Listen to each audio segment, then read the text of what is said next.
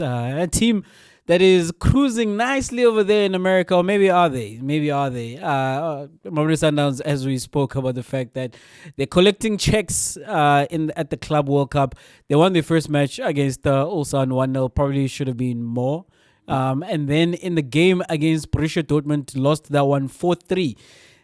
Being the last team to score in that game, in a very exciting game, and they've drawn rave reviews from around the world, right? That is Mamelodi Sundowns. Chuck, when you look back at the first two games, particularly the loss against Borussia Dortmund, is there something to be celebrated? And what do you make of the performances of Sundowns at this Club World Cup thus far?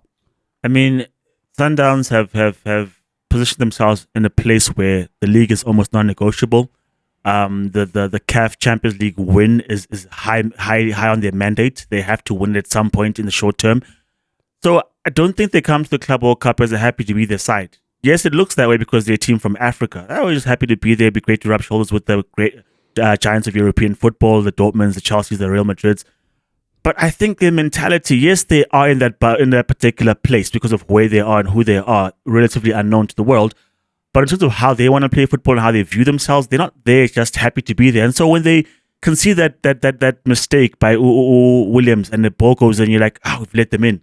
When they've had that goal scored by Kurasi at the far post, that header that goes into the back, you're like, oh man, we should be way better than where we are in this particular fixture. So when I look at their ties, and I look at how they've played their football, number one, against Ulsan, they were very dominant with the ball. They cut them up, they opened them up at ease. They did what Mamelodi Sundowns tend to do in the local league, which is something I didn't really expect because I thought to myself to be a bit more resistance, a bit more shape, a bit more discipline from the Ulsan. But Ulsan were at 6s and 7s, and Sundowns rightfully ripped them to shreds, but did not do so according to the scoreline because they scored just the one goal and there were lots of opportunities that were missed. Against Dortmund, Jay, that early goal by Rivero, when I saw that, I was like, see, we're not the only ones to get a goal considered by Rivero from our own half. It happens. Rivero is the man who was coaching Sundowns, who was coaching Pirates. Sorry, Ribeiro. Sorry. See, I also make the mistake. It's only the second best player in the PSL, so it's a mistake. He's not in the PSL. He's at the Club World Cup. Where are your champions? Where are your challengers? In Spain. Prepping. At the Club World Cup. Like the Barcelonas of this world. Are they at the Club World Cup? Like the Liverpools of this world. But now some of us have got better things to do with our time. Better things to do with your time. To prep us. Then try go be world champion. Then fatigue our players further and start poorly. All right. Anyway, Ribeiro, thank you. Great solo goal, right? And that's the opening that gets Sundowns on a good start. And they kept the ball quite well. I mean, the other fact is, right, Dortmund was not at full strength, which, you want to argue that, but we lost anyway to a not full strength Man City, right? So chances are people field as not a strong side because they believe that they're good enough. And they weren't necessarily, the scoreline suggests that they won that game, but pound for pound, the display on the pitch, they're not necessarily weren't strong enough to do what they did. And they're almost made to eat those words, or rather that particular idea, to field a weakened side against Sundowns. Number two, the heat. I think Sundowns playing at Loftus, playing at Lucas Moura were better acclimatized in terms of playing in that heat. Joe Bellingham, eh?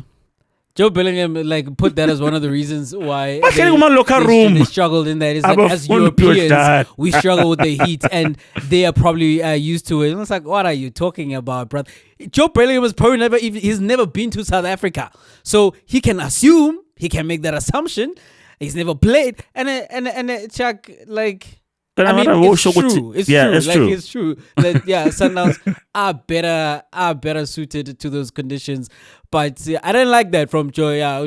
Joe Bellingham, and you have to say something. Also talking about the fact that they should be proud. They did well. I was like, but not from you, Job. I see. That's the thing that I was saying at the beginning, that we should be proud. They should be proud, which they were close to beating Dortmund. Sundowns will look at themselves that way, which we should be proud to be here rubbing shoulders. Sundowns were going for the win. Sundowns were playing good football.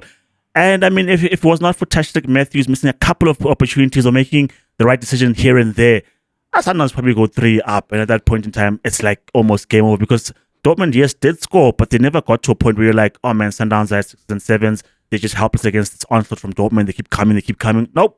Sundowns fared quite well. Even after going 4 goals down, they kept coming and they kept trying to find a way, and they got 2 more goals, made it very tense and interesting at the very end there. So, Jay, what I make of Sundowns that number one, I think they dealt very well with Ulsan. They were inferior opposition and they got dealt with. Number two, against Dortmund, who physically I saw NJ from the entrance of the players and they're lining up. I was like, yeah, it's going to be a physical tussle. And you saw with the second goal by Kuras, aerially, it's a mismatch. We just don't have the size of players to compete physically with those guys. But for them to score 3 goals, number one. Number two, to play their game and play it the way they wanted to against Dortmund. Because, yeah, I could say it's a second string side or it's not necessarily their first team choice. But these are guys who are good enough to play for Dortmund. I think that's the fact that you want to put out there.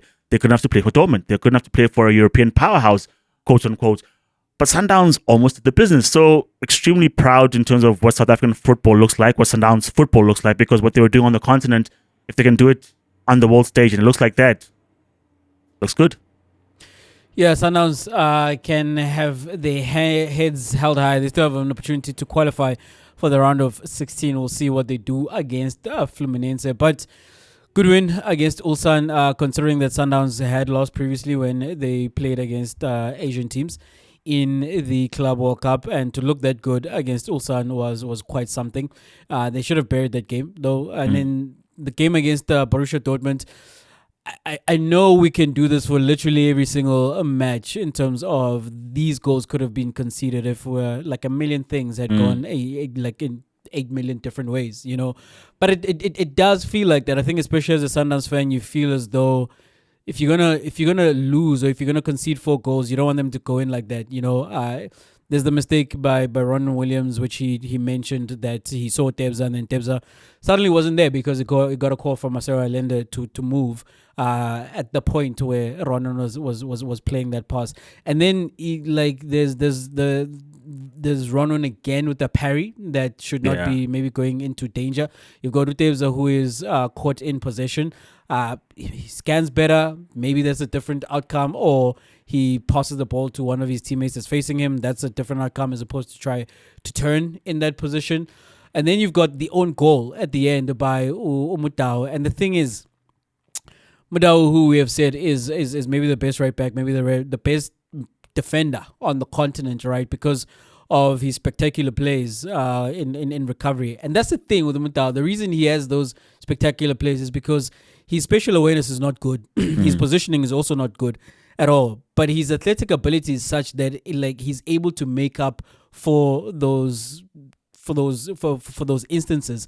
But the thing is, playing against maybe higher tuned opposition in terms of a European team, what you saw with that own goal is what happens when he doesn't get there in time, because he was out of position again, and then he tried to make up the difference, but he didn't get there, and then the ball goes off of him, and it's an own goal. And you look at that and you feel, nah, man, you want to be beaten by different goals than that. You know, it feels as if those could have been preventable. And then when you look at the stats as well, like Sundowns did control the ball possession once again. They had more shots on goal and on target. They had a higher XG than Borussia Dortmund. For all intents and purposes, they were the better team. You know, except for we counted in the scoreline. But the fact that it is a scoreline of 4-3, and even when they continue to go down, they continue to score and to try fight back. The other standout thing for me is Miguel Cardoso. Questions. There are questions. There have been questions from his performance in the CAF Champions League final. He tried to lock the game against Ulsan way early, and Sundowns almost paid dearly for that. In the game against Borussia Dortmund, his subs, they leave you asking, why are you making those subs? Like, why are you taking off this player and putting on these players at that particular time? It doesn't. Yeah, his performances. I'm just like looking a little funny under the light there. But overall, Chuck, Sundowns, who we don't expect to go on and win the Club World Cup, I think they've shown on the world stage that they've come a long way, and it's great. And also, as pointed out by Pro Pilano, we spoke about this previously, that the performances of Sundowns will get the global football and the people who make decisions at maybe the higher institutions in the game to wonder about the league that this club comes from and the players where of that league, and maybe we'll get more eyes on our league and more of our players having great opportunities elsewhere other than just in the PSL.